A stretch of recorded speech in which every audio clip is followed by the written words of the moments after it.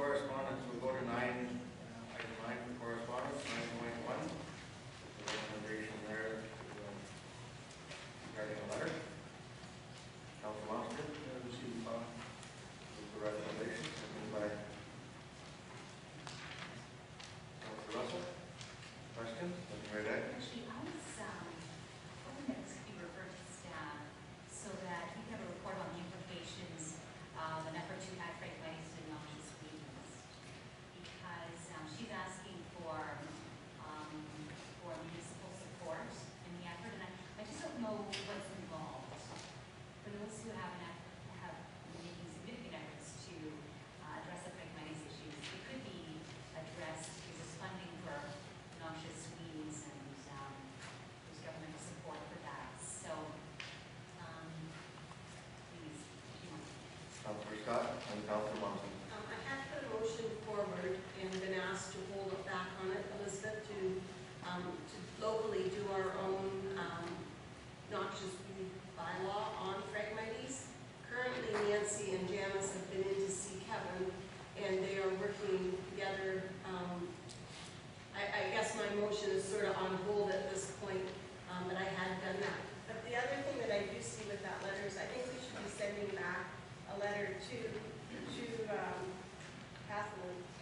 Kathleen, telling her that as a municipality that we do have a problem with this, and because in the letter it said the municipal support. So I don't think it would hurt to have a letter go out saying that indeed we do have a problem in Lambton Shores.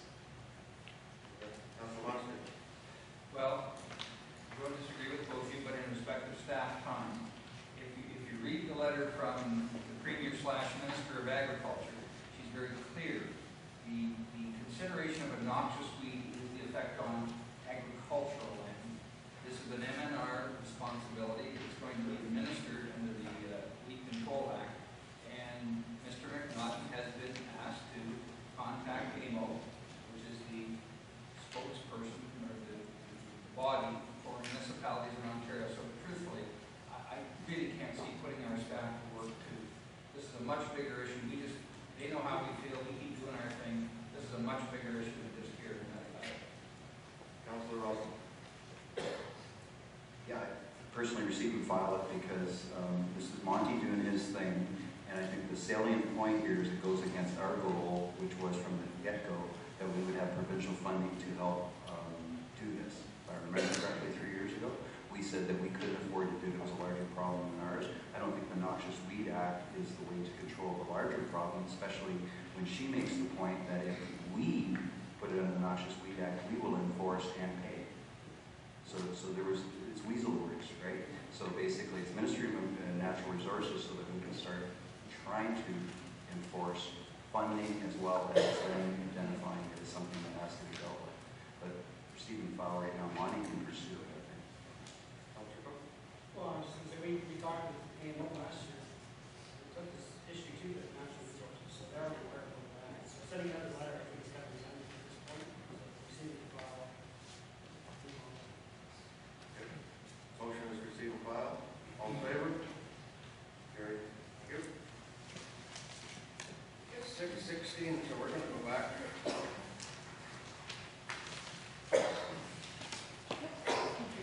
our public meeting and ask for a motion to open a public meeting for a zoning bylaw amendment for James and Stephanie Collins. Councilor Lonsdale, Underwood, all in favor of that? Okay, we're sitting at a public meeting regarding this report, and I would ask the planner to take us through this meeting. It's for property in Lake Valley Road, bed and breakfast. Okay, the application before council is Z008-2013, and it's respecting 5401 Oak Ave, and it's submitted by James and Stephanie Pounds. And the Pounds are requesting that the residential 6 zone on their property be amended to allow a bed and breakfast in the existing dwelling. This particular property is located in Lake Valley Road subdivision. We have received some correspondence there's 2 letters that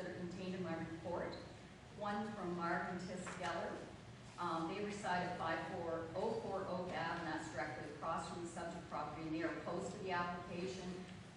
It's their opinion that there'll be increased traffic from the bed and breakfast, and that could create some dangerous situations as there's no sidewalks.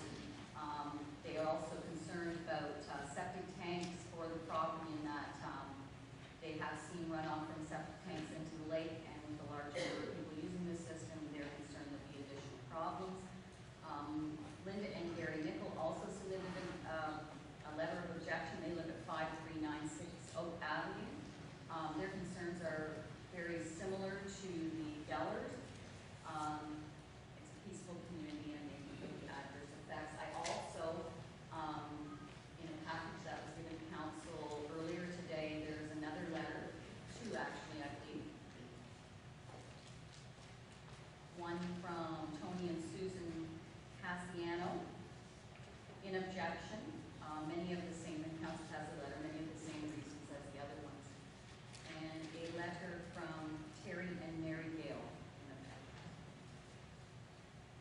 The lands are designated residential in Lantern Shores official plan, and certainly residential uses are anticipated by that designation.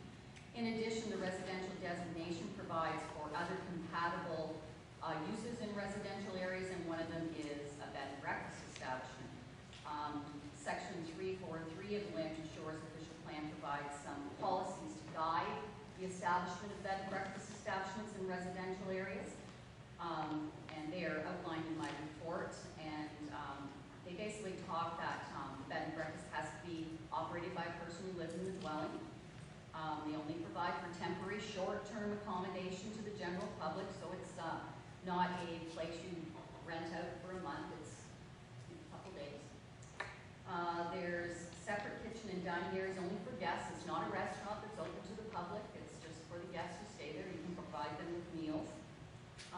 There's no external alteration to the dwelling that would be out of character with the residential area. The zoning bylaw regulates the number of rooms available, and our zoning bylaw and the general provisions allows 3 guest rooms in any bed and breakfast.